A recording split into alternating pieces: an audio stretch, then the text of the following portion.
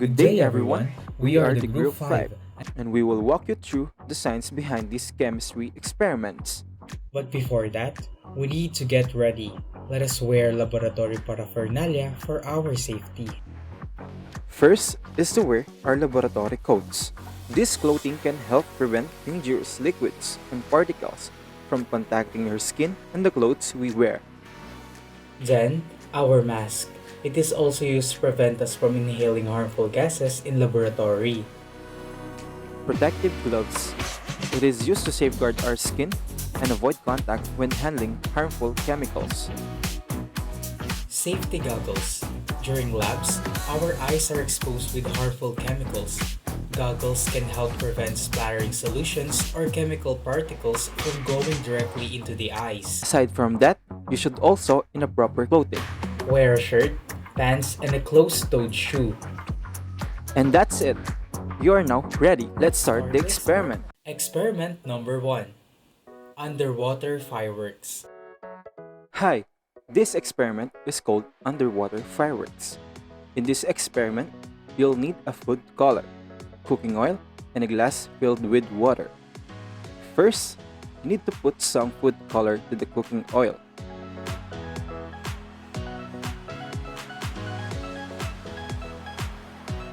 And then stir it.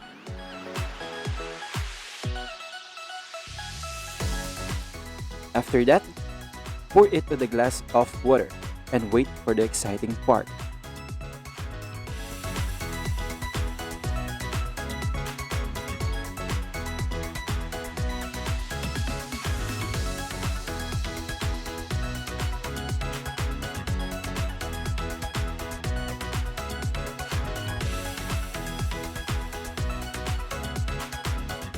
Experiment number 2, bouncing egg. For this experiment, the materials needed are container, egg, and our magic ingredient, the vinegar. Our first step is to put the egg inside the container. I am using a clear glass to clearly see what are the changes happening inside. Next is to pour the vinegar and wait for the magic to happen. After a few minutes, it will start to bubble and will form a foam-like slime around the egg. The reaction will take up 24 to 48 hours, but if you want the best result, you can try it in a week. Let's check it! As you can see, it is bouncy, like a ball, and there's no shell left. Only the plastic-like membrane around the egg is present. Although it is bouncy, there is still a chance that it might explode and create a mess. An egg is made of calcium carbonate. It is a complex arrangement of carbons, calcium, and oxygen. On the other hand, vinegar is made of acetic acid, which is a natural product of fermentation. Because the egg is made of calcium carbonate, a chemical reaction occurs between the vinegar and it. This reaction will create calcium acetate, water, and carbon dioxide. As you may see, tiny bubbles are forming on the side of the eggshell and float to the surface. The reaction will eventually dissolve the eggshell, in which the membrane of the egg will remain and have a rubbery and squishy look. Experiment number 3. The plastic can. This experiment is called plastic can. You will need a bowl, sandpaper, soda in can, and a sodium hydroxide.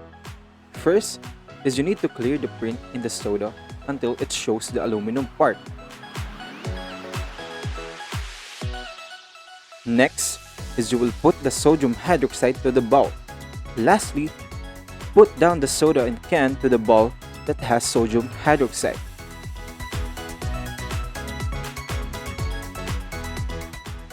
Unfortunately, the experiment failed because of too much chemical reaction between the sodium hydroxide, the soda, and the bowl. Based on my observation, you should not put a lot of chemical that contains sodium hydroxide, and you should not use a aluminum bowl to prevent something like this to happen. Experiment number 4. Peppers go away. The materials for this experiment are a pepper, liquid soap, and water. First, we will put the pepper on the water. After we put the pepper in the water, we will dip our hand in the water. Then second, we're gonna put the liquid soap in our hand and dip it again in the water. Then the magic happens. Adding soap in the water breaks down the surface tension. And as the water molecules spread out away from the soap, they also bring away the pepper with them. Experiment number 5. How the charcoals get away? The materials needed are charcoal powder, bowl with water, and dishwashing liquid.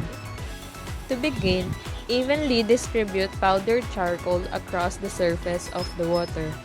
Next, dip your finger into the water and see what happens. Some of the charcoal remains on the finger. Then, take your finger and dip it into the dishwashing liquid. Lastly, place your finger in the water. Water has a high surface tension because water molecules are strongly attracted to one another. The water spreads out and the charcoal particles move away from the soft-covered fingers, which breaks the surface tension. As a result, it appears to be running away from liquid soap. Charcoal represents bacteria in this experiment, and microorganisms hate soap. Experiment number 6. Foam of expressions. The materials needed are marker, hand soap, paper cups, food colors, baking soda, and vinegar. First, draw random faces on the cup, then cut a hole in it. Second, put 1 tablespoonful of baking soda to the cup. Third, add drops of food colors and mix. Fourth, add some hand soap. And finally, pour in the vinegar. When baking soda and vinegar are combined, a new substance is created. Carbon dioxide gas quickly foams up the mixture. All of the baking soda can react and vanish into the vinegar solution if enough vinegar is used. Experiment 7. Fire bottle. The materials for this experiment are a lighter, alcohol, a glass bottle, and water. First, we will spray or fill the glass bottle with a small amount of alcohol. After we have placed the alcohol in the bottle, we'll light it gently to avoid an accident. After lighting the bottle, we quickly immerse it in the water to suck it. As the air in the bottle cools, its pressures on the water surface decrease. The air outside the bottle then has comparatively higher pressure on the water surface and pushes the water into the bottle. Experiment number 8. Smoke is flammable.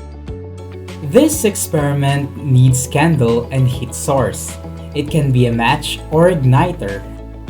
First is to light up the candle, then blow the fire and lit it again with its own smoke. Amazing! Do you think it is some kind of magic? To explain this fire trick is when you light up a candle. The heat from the flame vaporizes the candle wax. When the flame is blown out, vaporized wax temporarily remains in the air. If a heat source is applied quickly enough, it can ignite the wax, and that reaction will relight the wick of the candle. Although it looks like you're lighting the candle with smoke, it's just the wax vapor which ignites.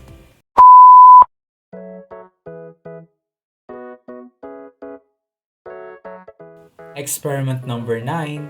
Magma Lantern. In this experiment, we need a glass of water, aspirin, food color, and oil. The first thing that we're gonna do is put some coloring on the glass of water, then stir.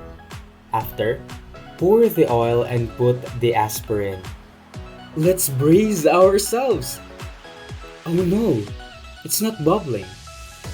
In this experiment, we used the wrong milligram of aspirin, which results to having no reaction at all. This may be an epic fail experiment, but we had so much fun.